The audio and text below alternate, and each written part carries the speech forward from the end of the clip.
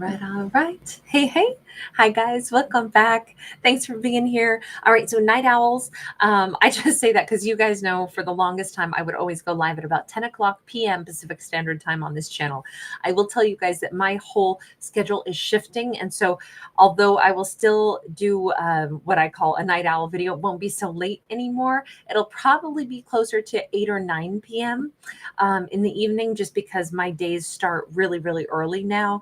And so I put out videos a little bit earlier now, and that'll probably be the way it is for, well, possibly for the foreseeable future, but certainly for a chunk of time. Over the years, what goes on in life and scheduling has to shift and change. And so right now, and I knew this was coming, but right now it's officially here. So just so you guys know, night owls are not as nighttime as usual. Maybe that'll be good for some of you in different time zones. But yeah, you guys have always been so awesome, and I so enjoy hanging out with you. So I hope it doesn't impede our typical hangout session.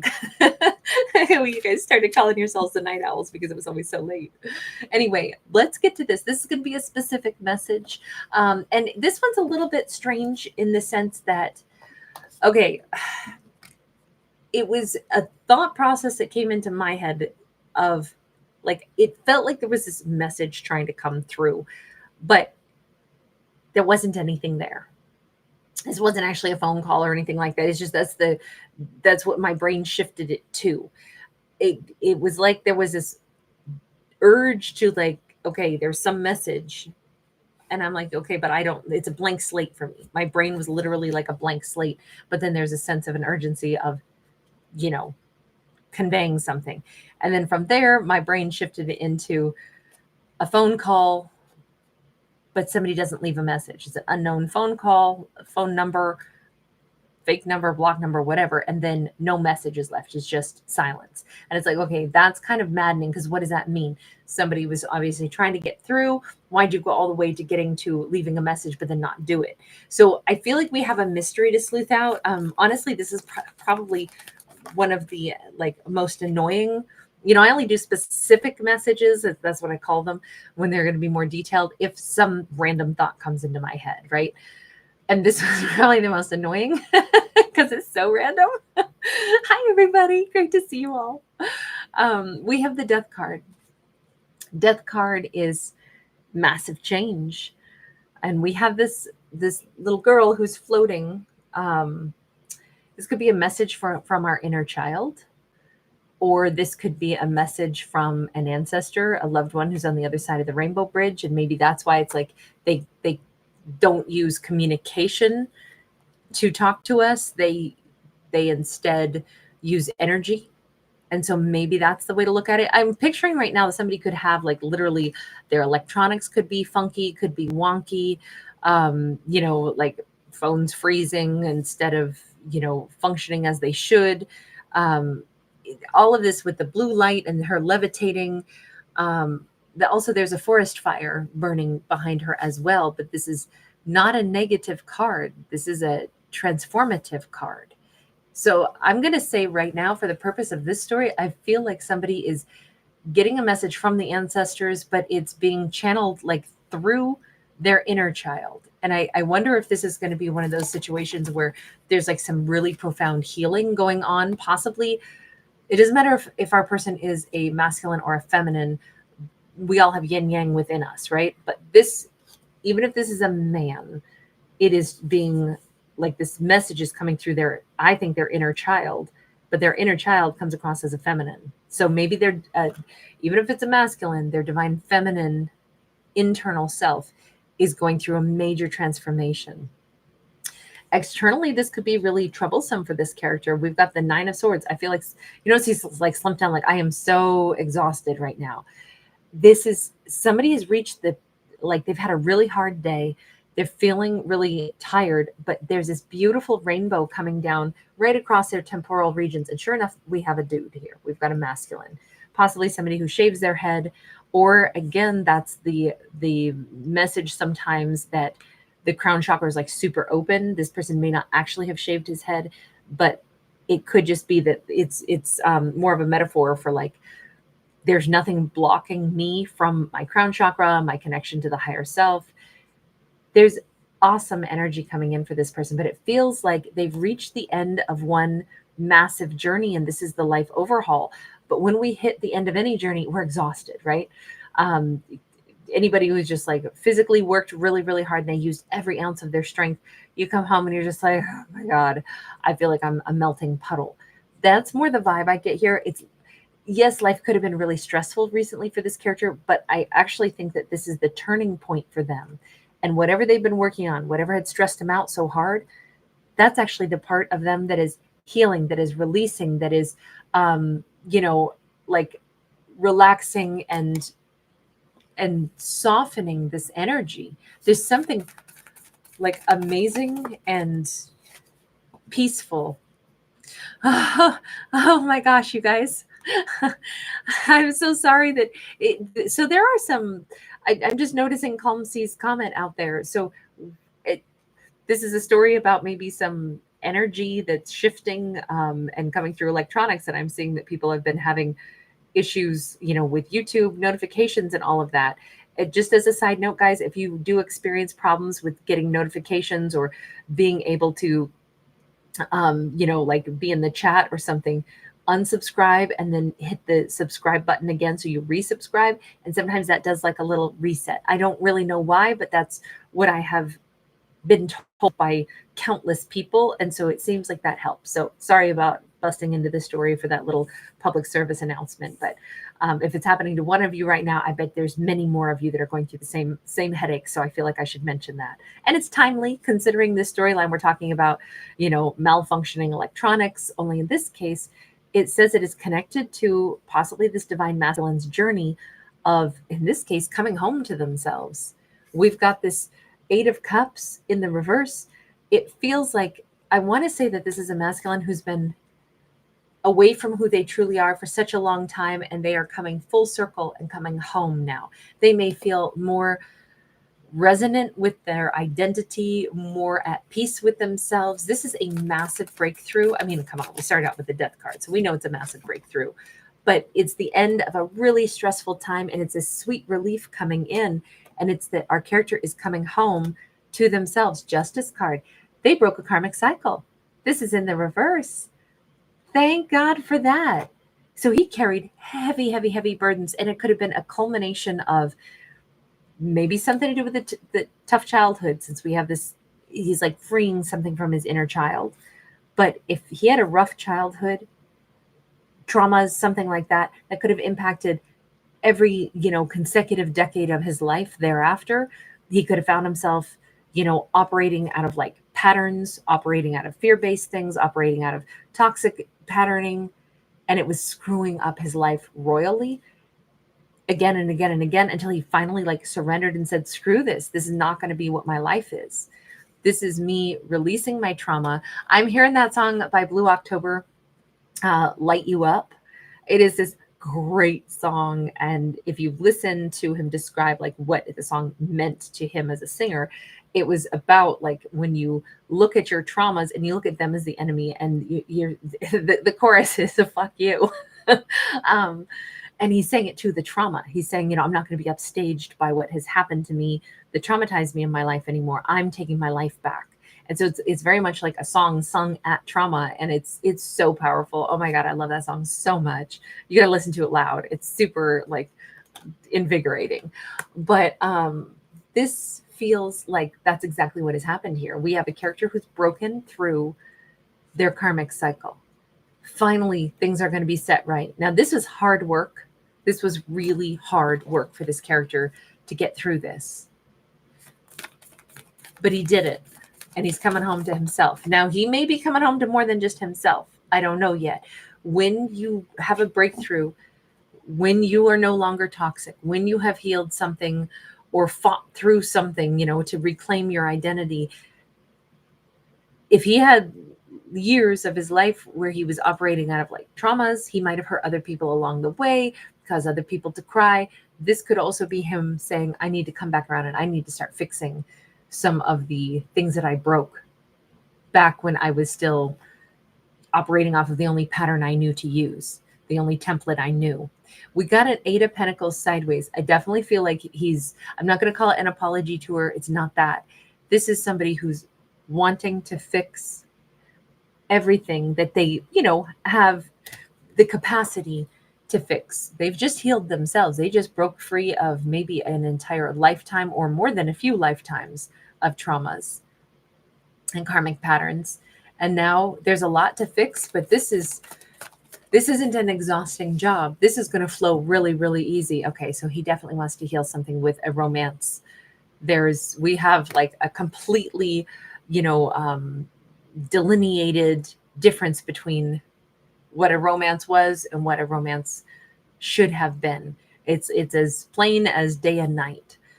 And again, with the serpent on this Lover's card. So he's definitely got somebody he wants to fix things with, possibly a Gemini. We also see him possibly carrying the energy of, he could be a Libra. He could also be a Scorpio. The person he may want to heal things with, fix things with, or reach out and talk to. Maybe that's what the phone call is. Maybe that's why my brain took it there. Maybe he's going to, make a phone call to somebody, but not leave a message, because it's like, what am I supposed to say? Hi, I'm all different now. The fever broke and I'm well now. All the, generational trauma I carried, I don't do that anymore. I'm so different. Like, how do you begin to say, I need to fix things with you, and now I can, because I'm a different person, because I healed this internal energy, and I hit rock bottom, and then this sweet relief came in, and I'm different now. I mean, that's essentially what we're talking about, but I don't know how you leave that message on a phone. It's going to require maybe a little bit more thinking about how to do things. I don't know if he's making that phone call. It's just, I could understand why somebody wouldn't leave that message, because that's a lot to pack into a phone message, right? I'm not laughing because it's funny. I'm laughing because it's like, yeah, I could see how that would not be what a character would do. We got the Star card in the reverse. I actually think, if anything, he's realizing that his past actions could have had a massive impact on somebody that he actually did love. And if he wants to change that impact and like heal it and fix it, the reality of what that might take, I think it's sinking in that he could have done a lot of damage to somebody that he loved. He may even be thinking, maybe I shouldn't call, because maybe they've healed to the point that they could. Maybe I would undo their healing. But that doesn't feel right to him. We have this 5 of Pentacles. It does not feel right to leave this alone. I don't think this is him just trying to come back in and be like, hey, I'm better now, so now I want everybody to know that I'm such a great person, and it's great. I don't think that's his reason for thinking, should I just stay away? I think it's like, how would me saying that I'm different now going to fix what I might have done to them that hurt them in the past? What do you think you did to somebody that you loved in the past that you need to try to course correct? Magician upright. Magician can be the trickster. They can be a liar. Ace of Cups. If they, that, or you notice how she's like calling in, like, I want that for me. I want that kind of love.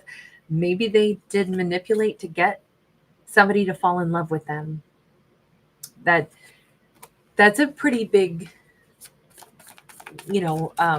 wound. If you want somebody to fall in love with you, you want them to give to you.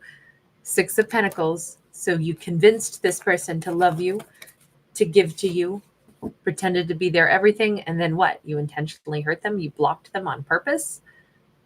Okay, so that could have been like a whole nother, I don't know, that 7 of Wands says, if they tried to get somebody to feel comfortable with them and to love them, and then they started to intentionally like create a power struggle, create blockages, I could see how there's like, I don't know how I'm going to fix that. 7 of Cups in the reverse. 2-7 says this is divine energy. They're like really, this person's not pulling any punches, right? About whatever their bad behavior was. Getting somebody to the point of falling in love with you and then pulling the rug out from under them. I don't know that they did this to be mean, though. This could have been like they then freak out, or if love starts to build because of their old traumas, maybe then they freak out and they are like, it almost upsets them or makes them angry. Like, don't you know I'm not lovable? kind of thing. You know, for a character who had a lot of hurt and pain, their behavior, and this was before, right? This is what happened before they broke this karmic pattern and healed some inner child element of them. They might have wanted to be loved and then also wanted to shove it away. And that they're realizing now that they've broken through that pattern, they're realizing, my God, that would have been the most vicious thing I could have done to somebody. Try to get them to love me, you know, act like I'm going to give to them, and then pull the rug out from under them. Look, the reason I say they're not pulling any punches about this is because they're like, I know exactly what that would feel like. Maybe that's what was done to them. Maybe that was the pattern. Maybe that is the pattern that they had to break. Somebody who acted like they loved them, but then would just as quickly be unkind to them. And maybe that's what they thought you do in relationships. Maybe that's what they knew as a kid or something. I don't know. That we're down the rabbit hole right now for sure. We got that 3 of Pentacles.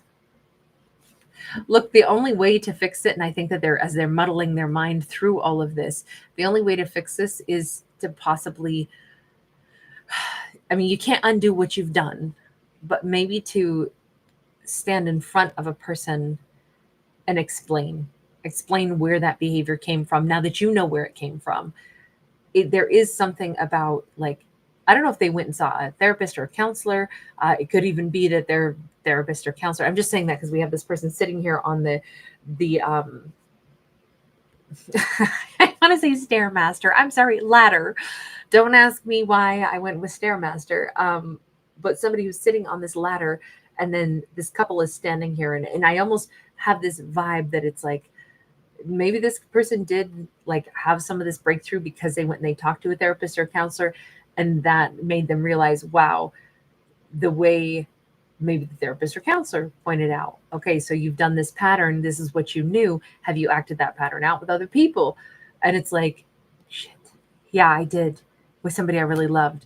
And it's like, okay, so they probably got a taste of how bad that made you feel. And now you've kind of given them the taste of that. You know, I could picture it being that way, or maybe this is just their connection to the higher self. There's some kind of elevated thing, though, that made them understand this.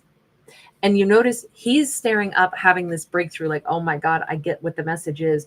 And then the feminine is standing here, still looking down, like in this book, trying to figure out, I don't get what the hell happened. I don't understand why somebody did this.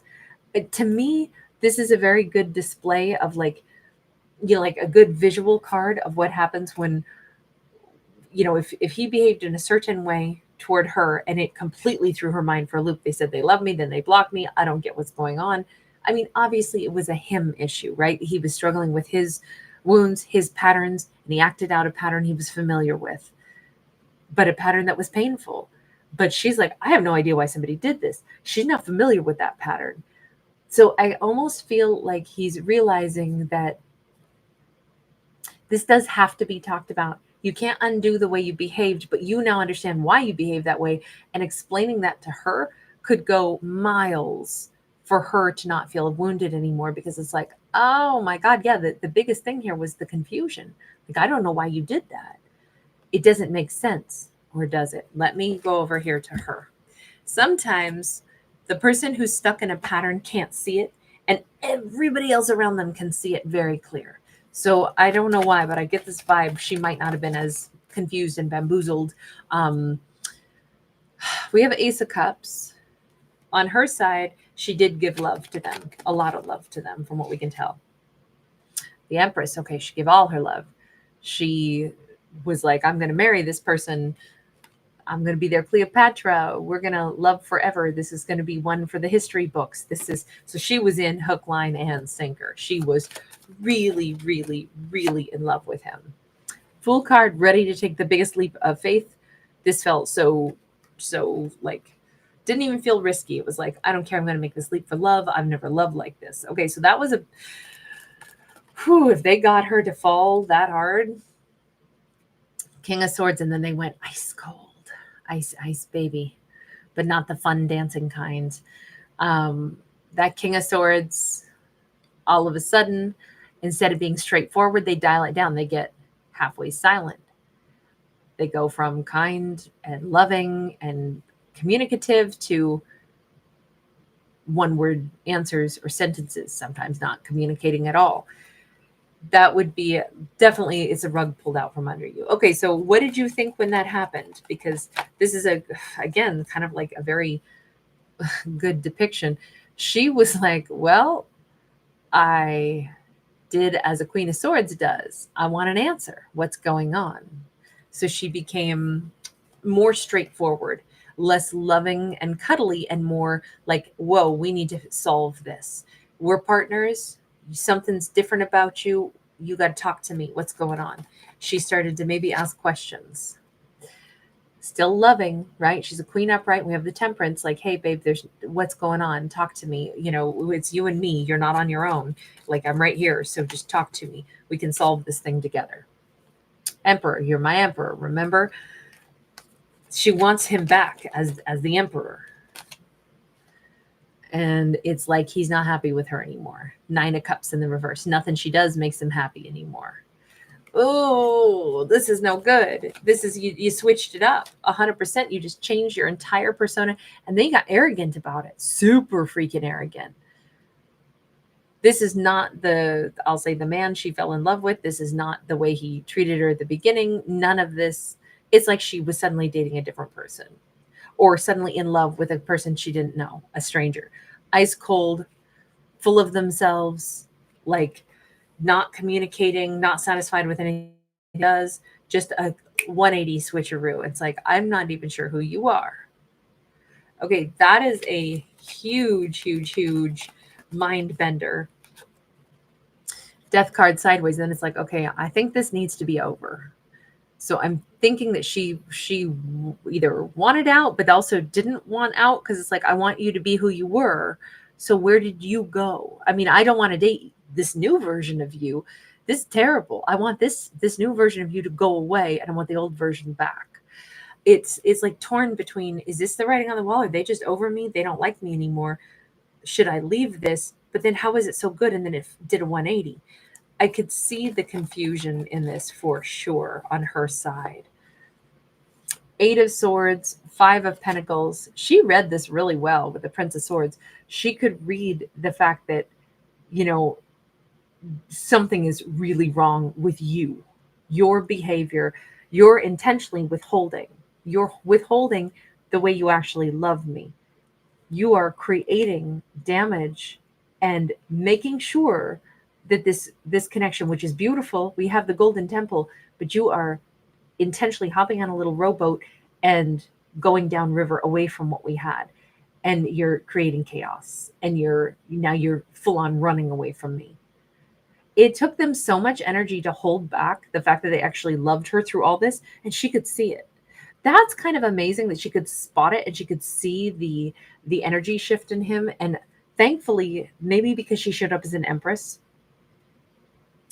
and as a Queen of Swords, very level-headed, very astute.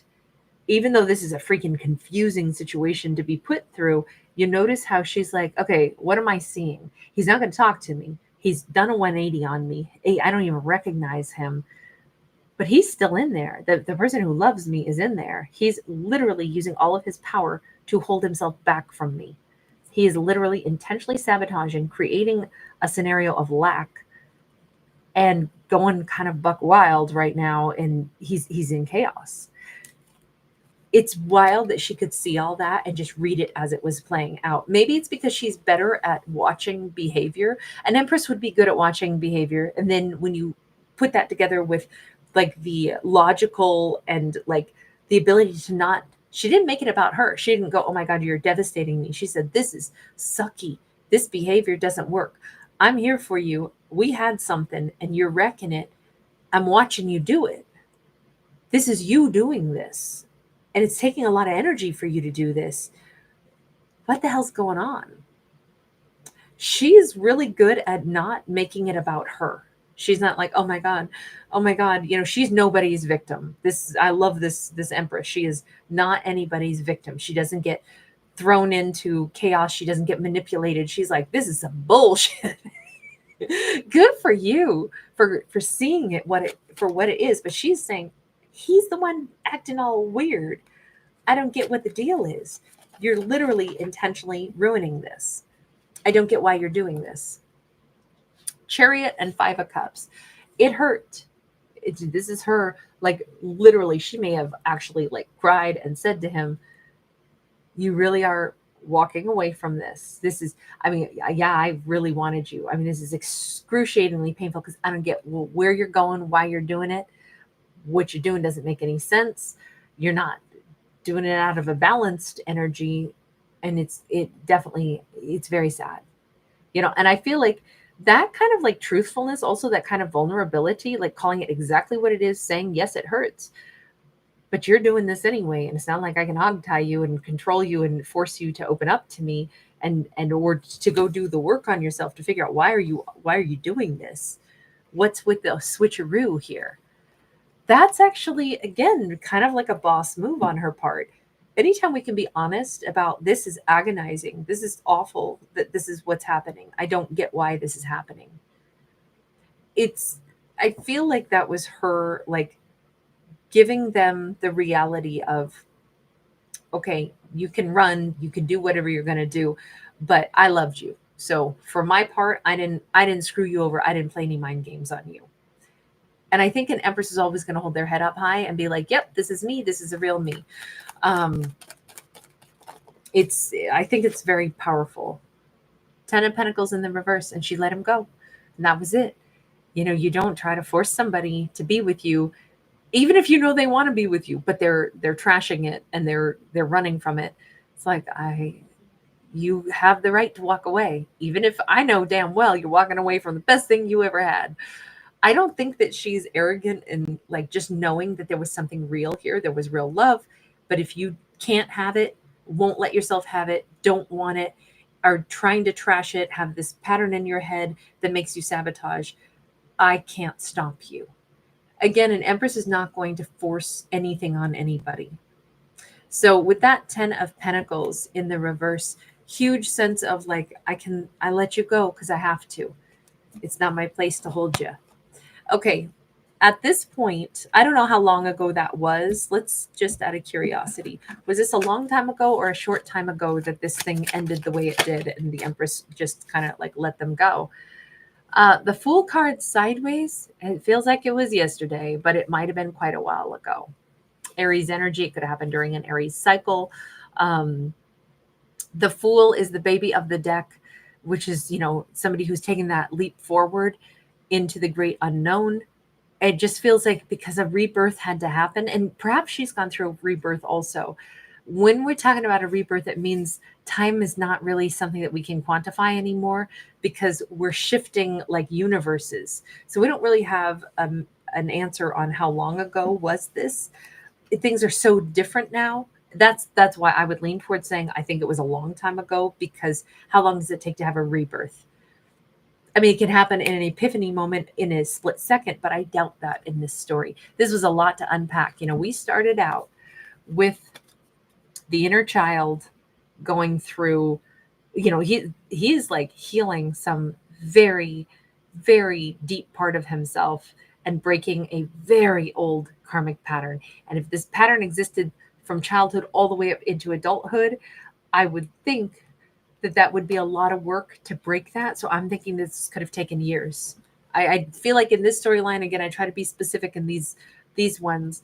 I think it could have been years since he has last basically run away from her, turned ice cold. Basically, she ended up having to break up with him, I guess you could say, but it wasn't. It's because he was checking out. It's because he was doing that sabotagey deal. But she essentially like let him go. But I think that was years ago. Okay, so at this moment in time, where are we at? Well, with the Knight of Wands, there's exactly what we already said. Like if he's saying I have come to this conclusion, as much as maybe it wouldn't be good for me to come in and disrupt anything that she's already healed from with me, I have to tell her it's different now, and maybe I owe her an explanation. The thing is, she already kind of had the explanation, right? What was still left behind was the hurt. Look, in this rare instance, I mean, the desire here, of course, is to come rushing back in. But in this rare instance, the reason I think that these two could actually still have like a fabulous life together is simply because, well, we have the Emperor, but even before that came out, what I was thinking is she never took this as, he wasn't lying, he wasn't cheating. He wasn't even trying to treat her mean because he's a mean person. He was acting out a pattern that he didn't know how to like it. And I wonder if the pattern of, pushing somebody away and going silent on them and rejecting was the pattern that he was trained. If somebody starts to love you, then you shove them away. And if that's what he was taught as a kid, I'm wondering if it was just that pattern where falling in love with somebody triggered that reaction pattern back out of him or something. And if he's actually done really deep work to recognize that that was a reaction, there was some unhealed stuff, unhealed trauma, and he's actually worked on that, and he's actually beyond that. Look, he didn't ever push her away in this storyline because he didn't love her. And he didn't push her away to try to hurt her, not knowingly. This is almost like imagine it this way. I guess the way I look, characters are responsible for their actions. I'm not trying to make excuses. But if you have a night terror and you're flailing and you accidentally punch your partner in the face, did you do that to hurt them on purpose? You did not. You did still hurt them, though, for sure. That, I guess, this is a very, very, very extraneous situation, because normally I'd be like, that's great. They can just move on and go different directions in life now. But in this storyline, we start out with the Death card. We saw all this transformation. We saw all this change. And we see him as an emperor. Maybe he also pushed her away because he was like, I'm going to wind up messing this up. Love always comes with collapse. Nobody loves you for very long. It always collapses. I don't know. I just feel like he was a very tragic character. Like, whether or not we should give him so many passes, I don't know. But I feel sad for him for whatever the patterning was. The fact that he's broken through it is huge. We've got an Ace of Wands upright. This is a second chance, perhaps, to at least operate as an emperor, which means taking accountability, which means, I think if she would take him back, I think that is ultimately what he would want. But all said and done, this is like, he's at a frequency now that matches an empress, right? An emperor's energy. And an emperor takes responsibility for, their behavior, their patterns, the things that they hadn't fixed in themselves yet. They take responsibility for all of that. Hanged Man in the reverse. All I can say is that there seems to be a really valuable conversation on the horizon for these two. Yes, there's still a ton of passion here. Yes, he still wants her, obviously. What's the outcome? That heart-to-heart, the very truthful conversation, Ace of Swords, and then the King of Pentacles. This is like speaking, maybe this is going to be the best conversation these two will have ever had, because it'll be raw truth and it'll be very grounded. There isn't any, I don't even know that he could have had a conversation this deep before, because unless you understand yourself, how are you going to have a powerful, deep conversation with anybody unless you know why you do what you do? This just feels like there's this really calm, beautiful, like honest conversation on the horizon for these two. It does seem to be presided over by their guides. And I'm wondering if, let me just ask real quick, on her side, did she know this day would come? Because I'm feeling like this was always inevitable. Yeah. In fact, with the Star card, I think she spent a lot of time sending little, prayers out to him, or little prayers out to the universe, like, hey, help him if he needs help, or protect him. I mean, he's not with me. He doesn't want to be around me, but it doesn't mean that I don't still wish him healing. As much as she may have had pain to heal from too, she was always aware. And I think that this made it, the other thing that I think is really important in this story is the fact that she was aware that we had something great and you are literally freaking out and running away. She didn't ever doubt that part, and she didn't let it like, you notice it wasn't a betrayal. She said, I'm sad about this with the 5 of Cups, but we had no 7 of Swords, oh, you liar. We had no 3 of Swords, oh, you heartbreaker, you betrayer. She didn't go down that road. So I kind of think that the disappointment of his behavior, she was like, oh, that's really sad. That hurts. But she never thought of him as like lying, betraying, trying to cause her pain on purpose, even though his behavior was like suddenly an absolute punk. And I'm wondering if this is why all this time she's been able to say, look, I got to trust in the universe, and we all have destinations in life. And ideally, we're always like elevating our vibration and trying to heal and trying to get to a better version of ourselves. I don't think she's somebody that would tolerate being treated poorly, right? She's the one who essentially said, okay, then we are letting this thing go. I mean, you're running anyway, but it's over. I'm not going to keep giving to you when you behave this way. So I don't see her as somebody who's like, oh, I've just waited for them to come back and every day I just think about them. And no, but I think that she truly, truly loved them. And what is an empress? How does an empress love? An empress loves in ideally like a healthy way, where it's like, as much as I love them, if it's not working in a healthy way, I don't just keep pouring my resources into something. It doesn't change the fact that this was good at one point, but if it can't be good now, then we're not playing this game. I just feel like she was always in this position of like having way greater comprehension that they were struggling and that this romance itself was a big trigger for them. So for her to send out like wishes for them to heal, I just feel like that's, again, very like on point with who she seemed to be. She didn't have the same wounds to try to heal in herself. So although she couldn't fully comprehend why they were behaving the way they were, she certainly could see the writing on the wall, which is, you just did a 180 on me. And that's a you thing, not a me thing. So yeah, I hope you heal. My God, it's got to suck to take something as good as what we had and then run from it. That sucks. You must be in a hell of a lot of pain. You must have a lot of unhealed stuff. So I hope that you heal. I asked though, did she kind of know that this day would come? Well, if she's somebody who believes in like the cosmos, and we literally have the Milky Way galaxy up here, and if she's somebody who fell that much in love with him and saw the good in him, but also saw the very shattered version of him, then yeah, I would guess that she's probably not necessarily said, oh, I know we'll be back together. I think she said, I'm going to quote Leonard Cohen's song right now, if it be your will. There's something about, look, if it's in the cards, baby, if the cosmos makes it happen, if they can heal, and God, I hope they do for them, first off. But if we're meant to cross paths again, I trust that we will. I feel like she just simply, sometimes in life you just have to accept what is, and then say, if it changes, if it could be good, if it can be healthy, if it can be kind, if it can be loving, then I trust that it will probably be in my life again. He will probably be in my life again. And if not, then I just hope that he heals and finds whatever he's seeking, on this big old journey of life.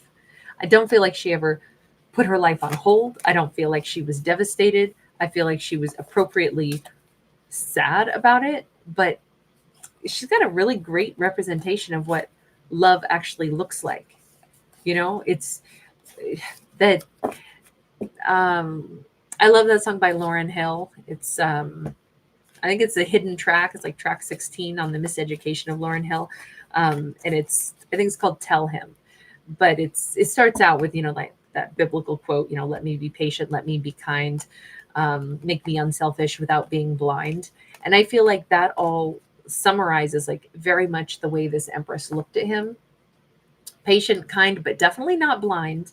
But also accepting that things have to play out the way they have to play out, and they have to be healthy because we're not doing dysfunction. An empress doesn't do dysfunction. Anyway, that was interesting. All right, you guys. Thank you, everybody. I really appreciate you being here. All right, everyone.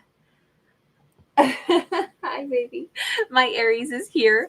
I'm going to have to go take care of my babes. But yeah, Ruben, you are so kind. Thank you. And D'Artagnan, I cannot tell you how much I so enjoy the fact that you have your image as D'Artagnan. That is so great. Nina B, hi, honey. Hi, Sandy.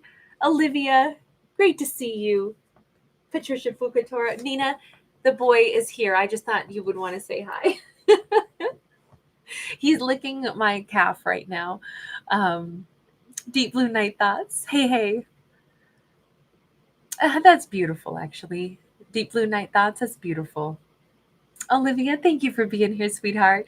I know, Nina, he's a big boy. I think his last vet visit, he was 52 pounds, and they usually cap out at 45, but he's a couple inches longer than most blue healers also.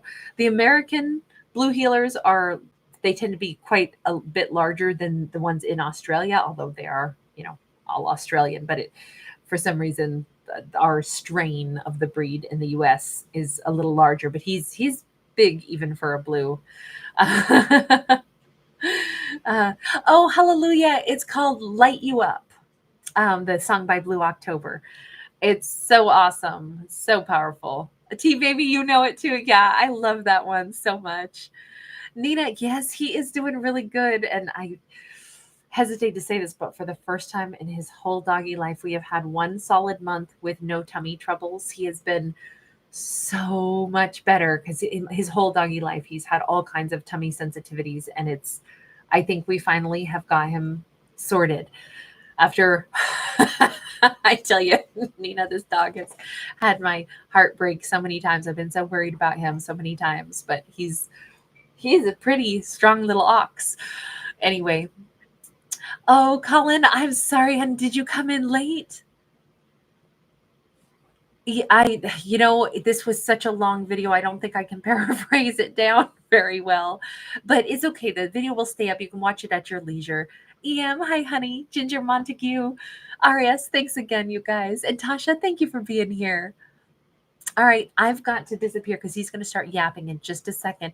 I still have my arm out for him. He's done licking my calf, so I know he's about to go bananas on me. Dwayne, Sonara, thank you guys. Tammy Johnson, hey, sweetheart. San Juanita, awesome to see you. Echo, hey. Just out of reach 77. I'm coming, my love. All right, you guys, I have to disappear so that I spare your ears his yapping. AC, hi, honey. Bye, guys.